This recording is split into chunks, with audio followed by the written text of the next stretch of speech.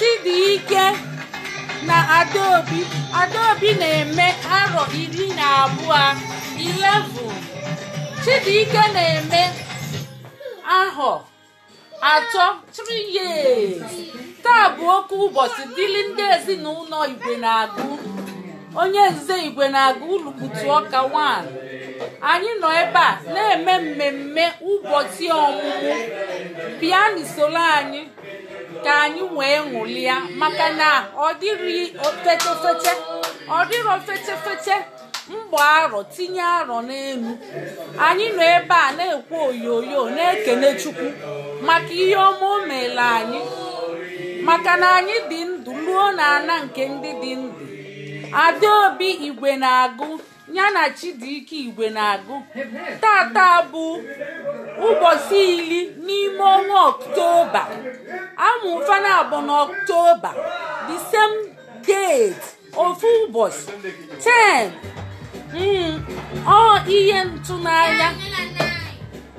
Ihe ntụnanya dịlịlị Chineke.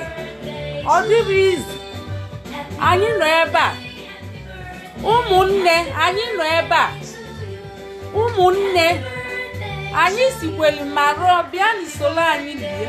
Anyị siri fried rice a na-akpọ osikapa eghere eghe, enwekwe salad, nwekwe Igbo salad, abacha, anụ dịa, kpomo dịa, azụ dịa. Anyị nwere kpomo Naijiria, anyị nwere anụ eghere eghe, nwee mmanya, anyị mekwe masuya. Ọ bụrụ sọsọ ndị aboki ma emesu ya, anyị makwa eme, anyị emegie. Nya bụ unu bịa solukwebe oyoyo. Anụli ụbọchị ọmụmụ, anụli ụbọchị ọmụmụ.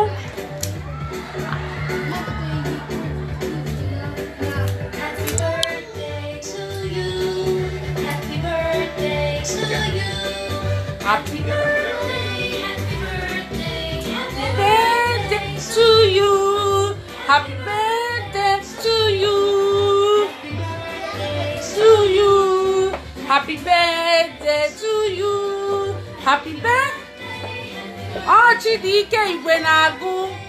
Oke nwa jeni join ya nụpa ka anyị waa keeki achịcha oyibo. Olugo ka eme achịcha oyibo ka awa anya.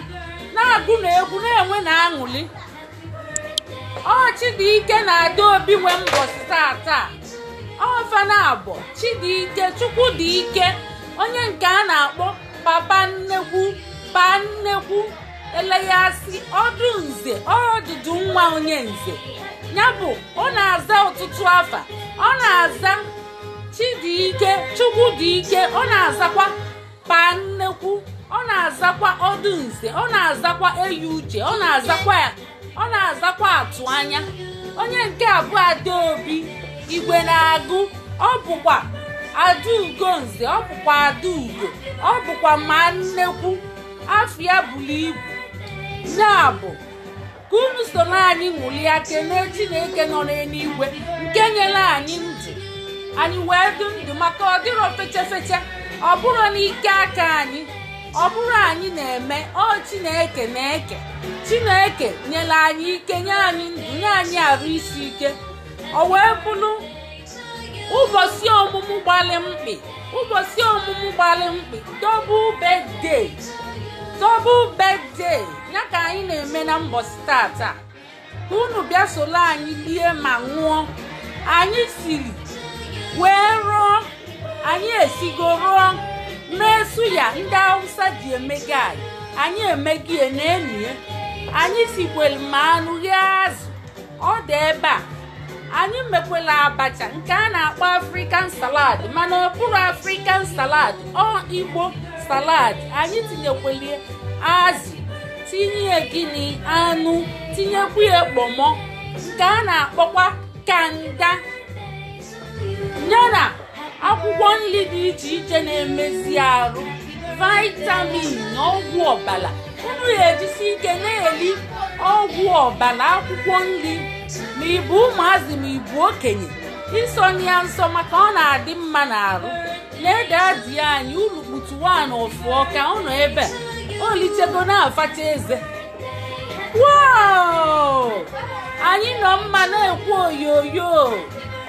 Anyị nọ mma na-ekwu onye ahụ kụrụ kpai njụ ọnya ibu onye ọ sị ma bụ m Jizọs wee sị ya bataba Jizọs wee bata wee bulu oche since that day anọ m mma na-ekwu oyoyo onye ahụ kụrụ kpai njụ ọnya ibu onye ọ sị ma bụ m Jizọs wee sị ya bataba Jizọs wee bata wee bulu oche since that day anọ m mma na-ekwu oyoyo.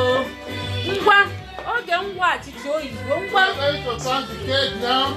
dadi jenu kunyelu gị na nwoke gị oyiri nwoke jenu kunyelu bani unu ga-edi afani ka bawa ke achịcha oyibo ebube chukwu ruo nso